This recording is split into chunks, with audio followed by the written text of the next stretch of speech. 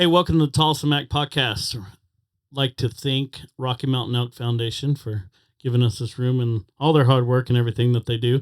Special guest today, Cody Snow. How are you, buddy? I'm going good. Good. I heard in the chatter here, this is 8 times to the big show. Yes, sir. Yeah. How's this one different? You've been here 8 times. We talked to a lot of guys, been here a couple times, right? And you know, the first thing, it's the nerves, it's this. It's 8 times here for you. It gotta feel like home. Yeah. Now you just kind of want to do a good job over here and, get something accomplished. Mm-hmm. How's it looking? Where are you sitting in the world?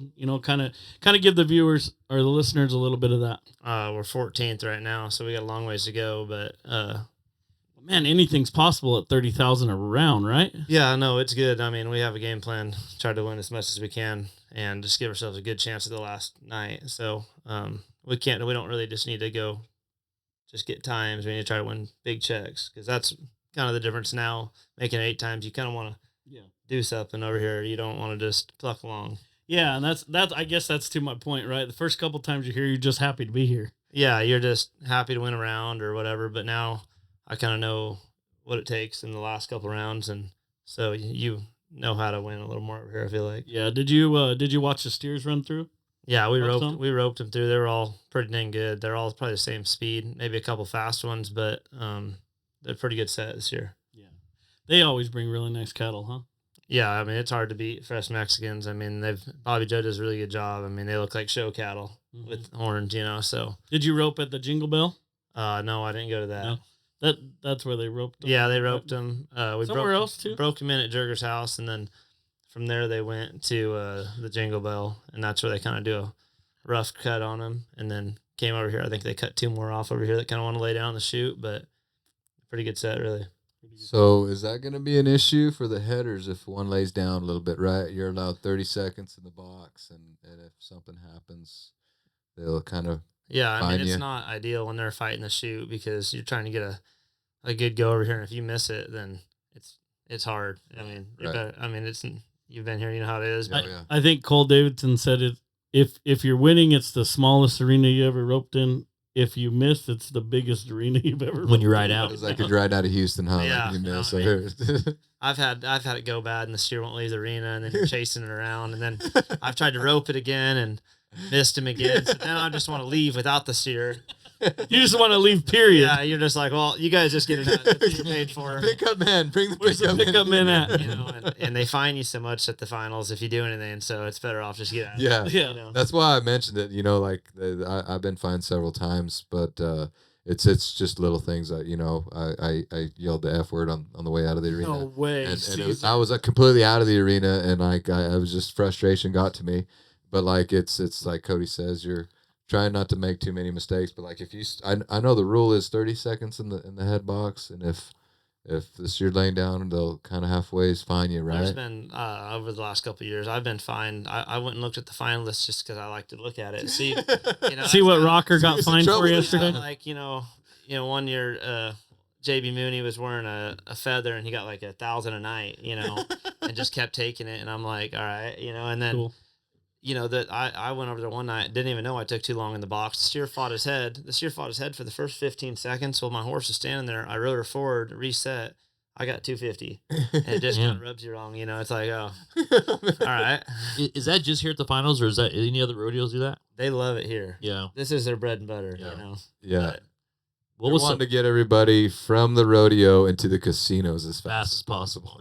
Yeah, but it's good. In 2024, what was some of your big highlights of this year to make you get here? Every time we won was a big highlight for us. But yeah, you guys won over 100,000. It takes a lot. Cook. Oh yeah. It takes a lot to win that much money in a regular season. So you guys won really, really good all year long. It's just you guys wound up. Yeah, I mean we didn't really ever have a time where we just lost, but it's just so much money out there. If you don't have a $10,000 week, certain times of the year, I mean, you're going to get jumped maybe once or twice. I mean, it's just there's a lot of money out there. If you have a bad week, somebody didn't have a bad week. Did you break the arena record at Pendleton this year? Yeah, we broke the arena record. We drew 3 steers that you probably could have trained a horse on.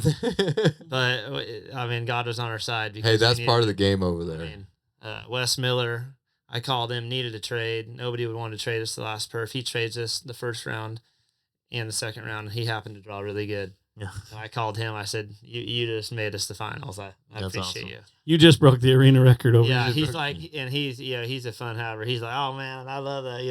He was happy about it. So that's pretty cool. That was one of the cool runs from you guys, from your highlights for you guys from the year, because that you really needed it, and you could see even Hunter, he had a lot of expression, like he was like, oh man, that was we needed that little. I mean, even if it was a couple thousand, yeah, you guys needed every dollar. It started out, we were 4-6 on the first one to win the first round. He gets a leg, and we're needing to win, and we didn't even get a Puyallup, so it was like, man, this is we got like 5 rodeos left. He has 2 more than me, but I only have a couple big rodeos left, and gets a leg in the first one, and it kind of sucks because there's like 150 teams over. I was like, no chance of a leg making it back, which usually you could maybe. Well, we happened to draw another just trotter or whatever, and we go 4 flat over there, and I looked at the board, and I was like, no way, no penalties. I look back, no penalties. I'm telling you, it's fast. And we ended up making the short round, and then in the short round we draw another loper. I break the barrier, and we still placed in the average one a little bit, so I kind of screwed the pooch there, but it all worked out in the long run. But yeah, it was a pretty fun. That gets back to that short memory, right? Just go to the next one. Go to the next year and do our best. But I'm happy it all worked out. Huh. Well, so go ahead, Cedar. Well, I was gonna say too. You had the beard going all year long, and it was growing in nicely. It was filling in nicely. Had a little bit of tint of red in it, and now you shaved it for the finals. Is there something? Just aerodynamic. I got to be that much. Trying to be as fast as you're trying to be 3-1 out there, dude. Trying to cut off them tents. I'm telling you, dude. I like it. Like, make your horse run a little faster. I get it. Man, we skipped over it, but I got to go back to the fine thing. What's some of the dumbest fines you guys have seen, or what you out of the arena yelling the F word because they're just emotions, and I got fined for that. That was kind of. If you're out of the arena, well, it's completely out of the arena. They have it's a $250 fine if you don't put the PRC sticker right here. Oh, okay. That's a pretty dumb one, I think. And it's falling off people. They put it on, and they have a lot of little things where they get you. And is this stuff like that is told to you before, or is it just like, oh, by the way, your sticker fell off? It's in the fine print, they might mention it, and then you tell me, and that's how we all know for sure. But I just wonder because when you go to enter the rodeo for the next season for say 2025, they will remember. Hey, you got fines, so you can't enter this road. You can't enter Denver because you got fines from the NFR. You need to straight up with your fines before you go to Denver. I'm liable to have a fine after this. Yeah.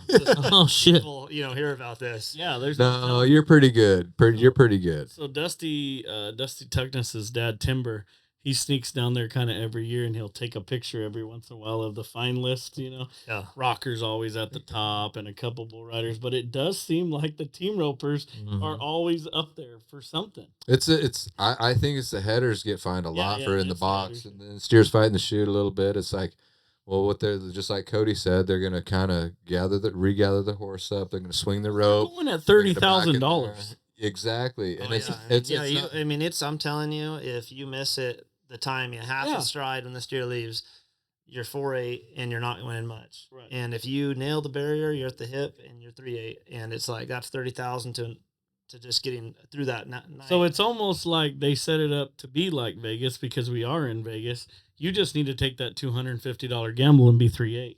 Yeah, no. If when you're 30,000 and pay your $250, if it ain't right, then just reset. But reset. Yeah. But it just sucks. The calf ropers get a lot at the end of the week. Yes, because the cows don't get right, and the same deal for them. And you'll see a lot of the calf ropers have fines, or like the same guy's been having problems with his horse. That's going to cost them $1,500 at the end of the week. Yeah. So what happens if a calf roper happens to throw his hat after he wins the day money and throws his hat in the arena? I'm pretty sure that's a fine as well too. I know if you drop your rope, I'm sure it's a fine. Yeah, I did hear that if you drop your rope. If you drop your rope, it's supposed to be a fine. Like I've never been fined for it. I've lost my rope, so I would be pretty bummed if I got a no time. I've gotten fined for that. I kind of the rope was on the steer's leg when it went out, and I was celebrating. I was kind of fist pumping and stuff, and I run by my rope and I had to circle back my rope, pick it up out of the arena. I got fined for that. I heard long time ago, Sid Steiner got fined because when he won the world, he ripped his sleeves off his shirt and he rode the arena. And the fine was being in the arena in a short sleeve shirt. Cody, I remember he'd sign his hat. He won the day money, he pulled a marker out, sign his hat, and throw it in the crowd. That's cool. But man, isn't that what it? That's what the fans makes it cool. But right, I saw Coleman Proctor. I think there was rope in the stands. Oh yeah, he does that. Yeah, like that's what makes it fun. That's what the fans Cody. So if you win this, if you come, we'll pay your fine. Throw that rope. We're gonna pay the fine. Yeah, dude. I'm going on record right now. We'll pay the fine. All right. Throw your rope. We'll pay the fine. Don't sign on for my fine week. You say you're doing too much. Don't sign on for my fine. Sponsored by Tolleson Mack podcast. Yeah. All fines sponsored by. I know Rocker. I think somebody said, hey, like that year he had a bunch of kind of problems with the PRCA and, with life in general. Yeah, he had somebody said, hey, screw him. I'll pay your fines, and he took it. He took advantage of it too. He said Wrangler paid Sid's fine. Hey, they could have. I mean, it didn't. No publicity's bad publicity, I guess. We know about that on this podcast. Yeah, that's what we believe in. We believe in. Do you keep your horses at the Tolleson Mack or offsite? Yeah, I've done both, but this year Bambi Rob, she's like the best at it, and she's been taking care of my horses and Luke's and Hunter's and Eric Rogers and Wesley's. Yeah. When you show up over there in the morning, that's what's up. It's already been done, so that's nice. Yeah, that's got to be a comfortable feeling to know that horse is being taken care of like that, and you can, because I mean, you guys have a lot of obligations. I mean, not only did you have to come to Tolleson Mack, but you have to go sign autographs. You have to be at certain booths. I'm sure all over the place, right? Yeah, no, I mean it's just nice. I mean, I got a newborn, so we've been kind of trying to figure out how to make life work with that. So it's nice. I get up in the morning, take care of him. I can come over here. I don't have to go check on my horses. I know she's got them, and that's pretty nice because my horses live in big pens all year, and then we come over here for 13 days, and they're in a little tiny stall. So she gets them out a couple times, and they don't just get to where they're stoved up. How is it in the back over there at the Tolleson Mack? Is it, because where you're keeping your horses are offsite, right? No, I'm keeping. Oh, you're right on-site. there, but she takes care of them. She takes care of them. Okay. You ever moseyed down through a trailer park, in Yeah. the hood over there in Phoenix? It's a lot the same. About the A same. little bit tight, you know what I mean? You Little got bit tight. neighbors and you kind of barely squeeze through. Just numerous They just $300,000 squeeze- horses they squeeze tied up. everybody Yeah. through there, and it's very, very tight. The only good thing is the people that work the gates and take care of everybody. They're as cool as they get. They remember you and you can make it again, and then they're cool. So it's not like you're getting just bossed around all day over there. Yeah. Where were you last year when the whole shooting or whatever took place? We had Caesar on the inside. I didn't make the finals last year, so I was I might have been headed out here. Maybe I was at South Point. I don't You were at South Point? Yeah, I mean maybe outdoor arena, and yeah, that was pretty crazy. That was wild, man. That was I wonder if they've stepped up security over there because it happened. Because I would imagine before that had been a little lax, right? It happened, yeah. Now, like our helpers and stuff, they need a picture of them. It's a lot different than. I mean, last time I skipped a year and things changed. So you show back up like what? So, what happened? Who needs a picture? He's from the West Coast, really. He's from Texas, but he's from the West Coast, Los Olivos, California. And I want to talk to you a little bit about how you grew up out there. And I roped goats a lot growing up, and some of the funniest stories when you were a kid, and how you kind of had a little goat trading company. And I sold goats and chickens. Yeah, let's talk about that. Look, Chickens. you've been a hustler since day one, Cody. I used to have, my dad was a vet, so anybody that had a lame horse have their kid, they bring it with them, and I was out for summer, so I was waiting for a kid to show up. So I'd bring him down to my chicken coop, and I would try to sell them a chicken. If they had $1 or $5 on them or whatever, I'd sell them to a chicken, and then I'd tell them they're like, well, my parents won't let me take it home, and I'm like, that's fine. I got a chicken coop right here. Every time you guys come back, get your horse looked at, you can come check on your chicken. Well, problem. I guess it's a pretty good idea, really. But by the end of it, I probably sold 15 chickens, and Twice. But I don't know which ones. You know what I mean? I don't know which ones are spoken for, but they're all yellow, so I think we had it covered. There you go. Yeah, and then I had a bunch of goats, and I'd try to whatever they wanted to buy. I had a couple ponies. I mean, I took them around. By the time I got done, Where was that at? In Santa Ynez, California. Where's that? It's like 30 minutes north of Santa Barbara. Oh, okay. And on the Central Coast. Mm-hmm. But yeah. Good. Just talk, over here man. hustling Just- chickens. You can rope anything, Cody. Like, man, you got a lot of range, and you got a good feel for your rope. I think that as a kid growing up and roping, Yeah, roping it was. goats I think and stuff. roping goats, and I mean, I had ponies. I would calf rope my goats on. I had a big pasture, and my neighbors that they let me keep my goats over there, and I would rotate pastures, and then they were like just big rectangle, like 5-acre pastures, and I just get them running them down and calf rope my goats, doctor them. It probably hurt them more than helped them, but it was pretty fun. Like growing up doing that. That's my dad was working. He just told me go rope goats, and then. Well, that probably, had to help you so much with your rope control, right? Yeah, and then I think what's big for the kids is like a big round pen. If you had one, put like a steer in there, and that's what when my dad got done working, I could team rope, but until then, I would just lead steer on horses, and that was, I think, a huge help. I just had this boy, and I'm gonna build a round pen. I think that way he can go have fun without me just standing over top of him. Yeah, he can't really. A round pen, they never get stuck in a corner, so I think that was good. That I got to learn how to do things by myself a little bit. That's pretty cool. You want your boy to rodeo? Oh, I don't know. I'd like him to do something maybe a little bit better, but like golf or something. Yeah. No, I wouldn't mind it. I got a lot of horses, so I need them to get rode, but I might wear them out. How many years have you been with your partner? This is the first year I've roped with Hunter. Okay. He's fairly young, isn't he? Yeah, well, he's 27. You're younger than me. A lot of talent. I know he's made the finals 8 times, but he's been there since he was 18. So he's been kind of missed it a year, but man, he's been the last decade he's been part of this NFR right here. He's done a good job. The new generation of headers and ropers he's kind of in that generation. And you had a good mare when you first made it out here named Annie, cute little buckskin mare.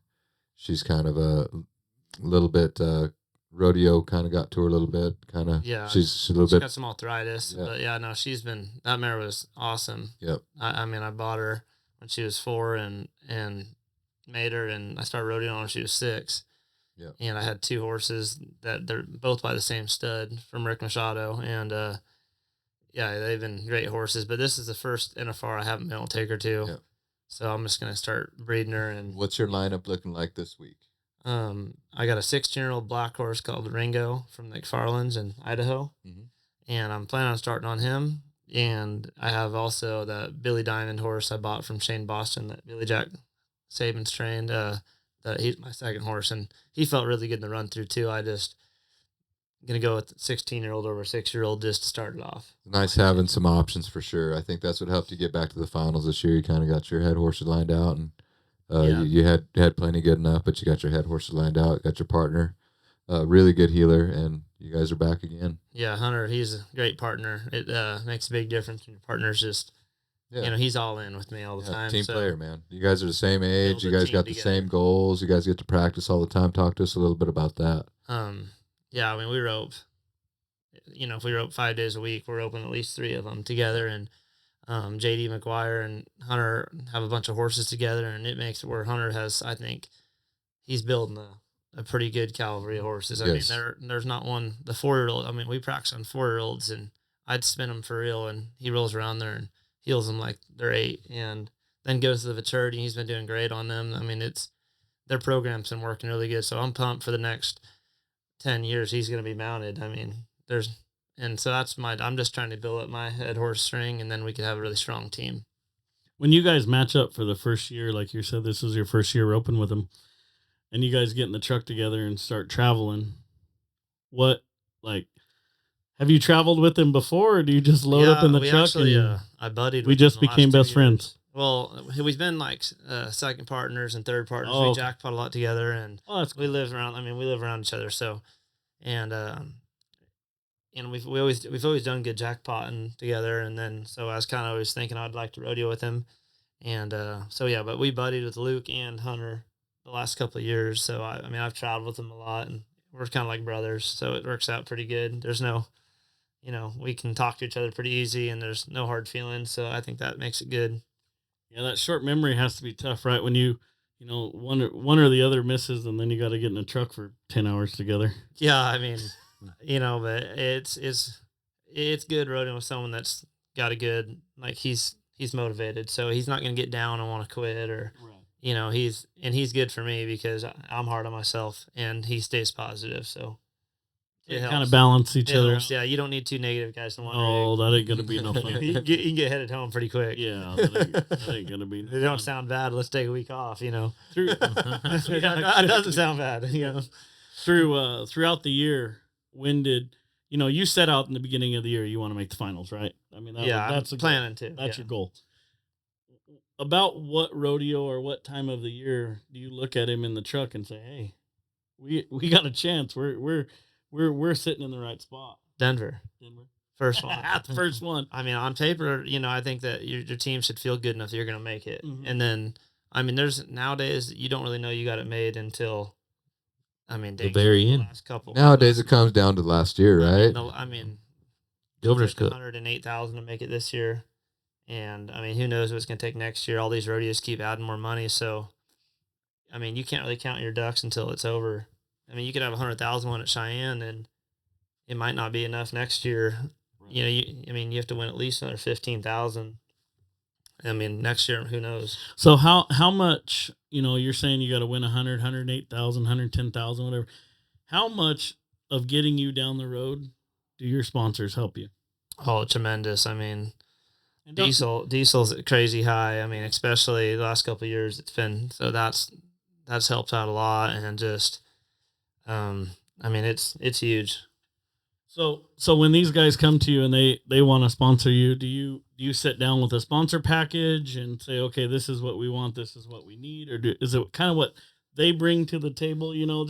I'm asking for the listeners. Some people have asked me this before, to ask you guys that come in here and you look like a stock car with your shirt on, and are each one of those guys contributing to the fuel tank, or do they buy tires, or does it, I mean, we need a lot of things to kind of for help to get going down the road. So whatever we can do to help them out is what we do. Some people don't expect anything; they just want to help us out, and then some people, like, especially with horse industry stuff, like, you got to promote that stuff more. Like, say, Equinity. Yeah, Equinity, yeah. And I mean, we're just we want to help promote their deal, and so but like the diesel sponsors and stuff like that, we can't really help them out. That's just awesome if we can get that. And then do you have to go to like Wrangler's booth and sign stuff and resist all? I mean, Container Brothers, so Best Ever pads. I mean, I just try to stop by them all, and Triple Crown. That's cool. I mean, because really this is the most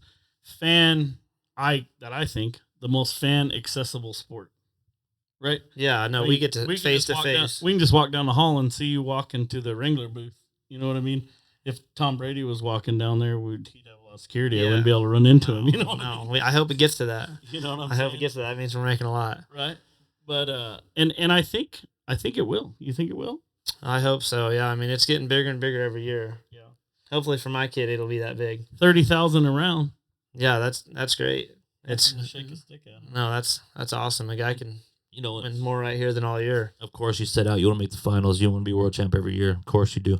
But like at this point with the World Series down the road, and that open pays so much. So even if you end up 16th, you could still go and still have a chance to go down there. And it means the consolation prize, I guess, for you, not making the finals. But if you make the finals, you can't go rope that open. Correct? Yeah, no, you can't compete in anything during this week. But that's fine. That's one of the biggest ropens for an open down there at the South Point. That's a good rope, and it's expensive to enter. It's like another BFI, but I mean, you're also taking out the top 15 teams in the world that usually win those big opens. Yeah, I'm right. And one of those guys is going to win the rope. Yeah, I mean, typically you're going to have to rope against one of the guys that are over here right now. So that is a bonus. You take out top 15, and it's a great roping for everybody to go over there, and like a consolation prize at that point. Yeah, and but it's like last year I did it, and it sucks once you're used to coming over here. I bet. But it's dang sure you have an opportunity. I think Tyler Tryon won. He probably won more than this, but for sure like 70,000. Yeah. So I mean, it gives, especially like those guys not 18 years old, and they go over there and just kick butt, and you make a lot. The flip side of that is like the Kojo, right? Big open roping, and you're watching. I watched it on TV, watched the whole thing, and it is these same guys that finish in the top. Right? You know Yeah, I mean, and over there, like you said, they're going to pull those top 15 guys out. So Yeah, I didn't think about it like that. I mean, that's a good point. Chance. You take the top 15 out. They're still. you take the 16. You get 16 is still good. I think you talk about the headers. You get the header. Clayton Jiggers. Yeah. Bubba Buckley's a ranked jackpotter, man. You got to deal with that guy. He Yeah. shows up. He's ranked, man. It's been awesome. That black horse he's got is good. Unbelievable. Good. And he's been high call at every jackpot. Yeah. What blows my mind is that he won't win head horse of the Open, and he's high call back at the BFI. Yeah. He's high call back at the Clay Logan. He's high call back at all of them. And I think like a guy like Bubba, it's hard to, same thing. Let's talk about traveling a little bit. It's hard for a guy like that. He's gone a few times, but man, I don't think he likes it traveling as much. Yeah. It's hard. And now he's got a family too. And same thing. But the good thing about roping now is that just like Jade, he stayed home this last year and won at least 60,000 jackpot. And there's opportunity. Joseph Harrison doesn't rodeo anymore. He's made over 300,000 a year. Yeah, he's still making more money and staying at home and has to go to 15 events a year. I seen him this morning. He's over here. So there's a lot more opportunity. You don't have to rodeo to make a living anymore, but you got to be good. Yes. Still, but there's just a lot of money out there. Yeah, that World Series, it helps from the best Open all the way down to the lowest level, but to row for that much money, that's just, for this industry, it's a blessing. Yeah, I know it's been good. I think it is. We're going to take a little break here. I'm getting flagged down and get a little something to drink, and we'll be back with Cody Snow. Hey, welcome back to part 2 of Cody Snow on the Tolleson Mack podcast. We have solidified the deal. When Mr. Snow wins the world this year, he's going to sign that hat, throw it in the stands, and Brandon's going to pay the fine. Sounds like a deal? I said that. I thought that would be all right. That'd be all right, huh? Makes the dream work. I think at 30,000 around, no lead safe. I've been saying that all day. You look at them numbers and no lead safe. I know. They got a good lead, but it's not. Anything can happen over here. Yeah, especially like you're saying. You've been here enough. You Yeah. do business. Bueller and Levi won it from. I think they were maybe 14th or 15th callback, and they. And to me, those are the funnest ones to watch. One time too, right? Those are the funnest ones to watch. When Beaver's standing there going, I don't know. Somebody's got to get a calculator. Somebody's got to get a piece of paper and figure this out because it's too close to call right now. That is what makes it. How many rounds was it last year with the Clint Summers? Did he win 4 rounds? I'm not sure, but I think it was something like that. I think it gives him a chance. 4 rounds. I think he won second and won, so he was right up there with a lot. Derek made it this year, right? But Coulter didn't. No. Yeah, Derek and Jonathan Torres are open this year. Okay. Yeah. the only odd team out, right? Yeah. They'll do good. Looking forward to that. So Cody, you got a really cool place in Stephenville. It was right there. I like going to your house because right there next to the Hard 8 barbecue place. Oh, I love that place. Those jalapeno Cody's, we'd stock up on all kinds of gobblers, that place is pretty sweet. Brent Hall lives there now. Yeah. And I tried to. I've been like, man, that was. Visit, you know what I mean? Yeah, I pull up the same gate code. Pull in there. How's my place doing? But now you got a new place. You set it up, and from what I hear, I hadn't been to this place yet, but from what I heard, it's a little more hid out. You got more acreage. It's just set up the way you want to now. Yeah, it's in Granbury. It's like 10 minutes out of town, so 74 acres over there. I set it up a lot different, bigger arena, and I did wood around it and box cover, kind of everything I wanted to do at the old place, but I didn't want to take it down and redo it. Right. But yeah, no, it's nice. You're not just gonna drive by it without knowing where it's at. So you gotta be invited. Yeah, yeah. That was funny. I need a pin drop. I remember how many times I'd go camp out over there, and he'd have people come in all the time and just show up and rope. I was the first house outside of city limits, so it was. You were everybody's friend. And I rope all day, so anybody who pulls in with their trailer would be like, man, I just want to run a couple, and that was it was fun, but it was a lot. A guy named Bill Woods in Arizona there told me one time, he said, man, if you're ever feeling down, like you don't have any friends or anything, build a roping arena. Oh yeah, you will have all kinds of friends. Yeah. Be a header too. If you're a header, you'll get heaters. Yeah, I had a lot of people stopping. I had 15 to 20 head horses all the time, and I roped all day. So it was, man, just let me get 10, huh? And I'm all right. I'll saddle another horse, But it was good. It's a little harder to get a healer to come up there now, but they still come. You build it, they'll come.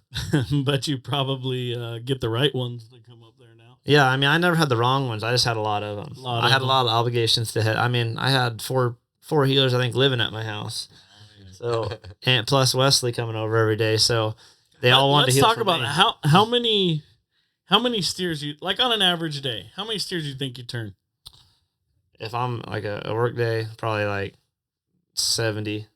Oh no, dude, you're running 100. I mean, it just depends. I mean, so let's call it. Every time I've been to his house, we run 100 steers over there. I mean, it's a lot. I don't keep track, but depends. Okay, so Caesar's saying 100. Say you don't rope on Friday at the house. That's 400 head. If he has 10 horses saddled up and he runs 10 steers, so that's 100 head, and he's always got 10 horses, 15 horses saddled. So that's what I'm saying. So how, do you do anything for conditioning, or shoulder get sore? Yeah. Is it just, you're swing less. Where it's at. I just swing less. Swing less. No, I mean, I've gotten to where it's all right.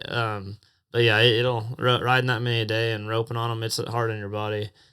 But are you training some too, or are you? I always have some young ones. I don't really own a lot of practice horses. Everything I have is either something that I'm trying to make better to sell, or because I feel like when you get to this level, your best horse is if you ride just a practice horse, it's worth $10,000. I mean, it's not even. You might as well the right practice. You might as well rope the dummy, because it's not the same feel. It's not this. I don't have the same send. I'm a reacher on my practice horse, and I'm a hipper on my good horse. It doesn't really make sense. Like, we might as well just not practice. So I try to keep some good horses around. I need, $50,000 practice horses, I guess, that I run 8-10 steers on. And then on my good horses, I just rope for them. Yeah, but that makes sense. You got to practice like you play. Yeah, so you need the best equipment. You're not just trying to get by. And the way I feel like I do it, I can justify having a practice horse that's worth that much money, because I can sell them when I leave for the summer, or they might be a younger horse that just needs the runs, and I keep them, and then by the time you hit 6, I have one that's ready to roll, and I don't have to give $150,000 for one. You've been good about selling them too. Like, you trade them around if something that's maybe not going to work for you is really sharp for a number 7 roper, 6 roper kind of a deal. Yeah, I mean, what I expect out of my horse, what I expect out of them is a lot. So, most people get on them, and if I'm like, man, he's ain't good enough for me, they get on this is the fastest horse they ever rode. But I want one that feels like I'm going to run by the steer when I drop my hand, and that's hard to find. Right. That you can control. That's the fine line. You need one that feels like it's running off, and then you can just make the steer hop off soft. Right.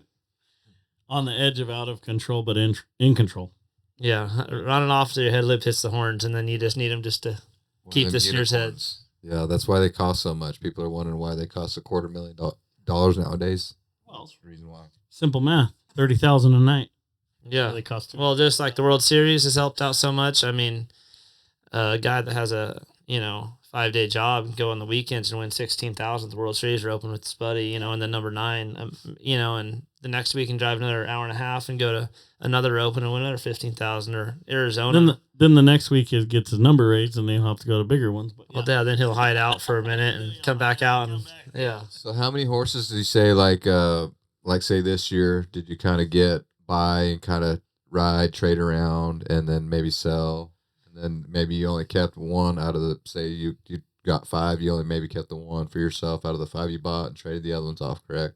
I've kept a couple this year, but I've probably went through 15 or more. Yeah, that's kind of how it goes. It's wild nowadays how these headers are having to, because it's the heading game has changed so much. You guys are having to reach a little bit more, but still have the control as if you run all the way up to the hip from 3 coils back, hitting the barrier, and you're just setting the steer up really sweet. You need to have a lot of them, horses, I think, and because the jackpots, you can run to the hip on 1 steer, but not 5.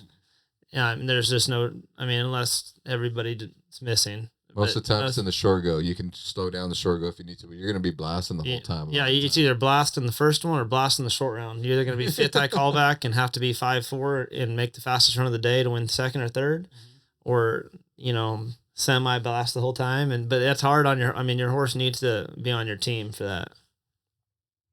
It's like I said, they're unicorns out there for these head horses. They're costing so much money, but I just think that you're doing a really good job with your stuff. What do you have anything coming up this next year? I know you're thinking about the NFR, you're thinking about this year, but I know a guy like you maybe has, you might have purchased one before you got over here, and you got one waiting at the house when you get back home. I had a couple horses. I got a 5-year-old I bought from Wayne Smith, and I've had him since he was 2, and I think he's going to be really good. He's got a lot of try and takes the pressure really good. That's what's hard with these head horses is they got to be about to blow up but score good. And because you can't just, it's hard. You're asking for their life every time. So eventually at the rope, and they're going to be on edge, but they still have to stand there and let you win something. And I think that's what this horse has. I'm pretty excited about him. And I bought a couple other ones that I think are going to be good. I've never rodeoed on them, but I like to jackpot on them for a year or two until I feel like I can go make 6 runs in a row aggressive like we're talking about. And then I feel like they're ready to rodeo and go make 1 run at a time. Yeah, it takes a lot, right, for them to haul up and down the road. And the beating. I'm not a big fan of riding one that like, hey, this horse only takes 1 run and you got to get off him. I mean, that's good, but that's really not my cup of tea. I'm a jackpotter. So I don't want to have to be like, okay, that's my rodeo horse, because then eventually they're going to get tight, and then how do you free them up? And that's just not how I want to do it. Right. Cody's gone to a couple of these slides. Like he loves roping so much.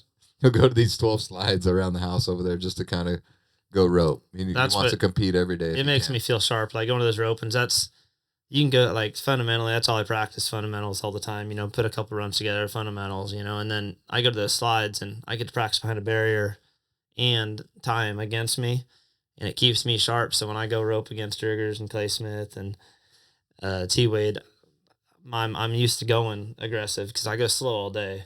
So then when I go to these slides, it keeps my muscle memory faster, and I get paid to practice. Yeah. How do they like it when you show up at the 12th slide? Depends on the day. Depends on the day. Some of them slides will get tough, but if they got fresh set of steers, an open guy does have a good chance. Yeah. That's I would imagine when they see that rig roll in, they're like, oh shit.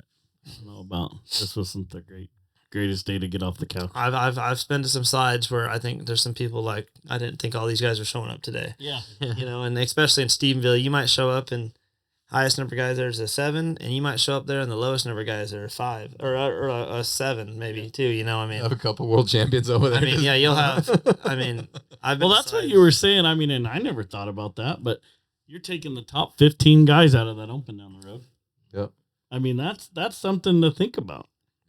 Any other week, those guys are right. If there's ever a week for good guys to enter, like that don't usually jackpot, this is the week to do it because there's a lot of opener opens and they pay really good and they pay a lot of monies, and it's the easiest time to get money. You can go be 7 on every steer and probably guarantee yourself a good check. Mm-hmm. Where when the top 15 here, you got to guarantee 3 of those guys are probably going to make their run. So there's 3 holes. So now you're making your best run and you're sitting 5th. It's hard to beat Clay Smith on that head horse he's got. He's the fastest horse going.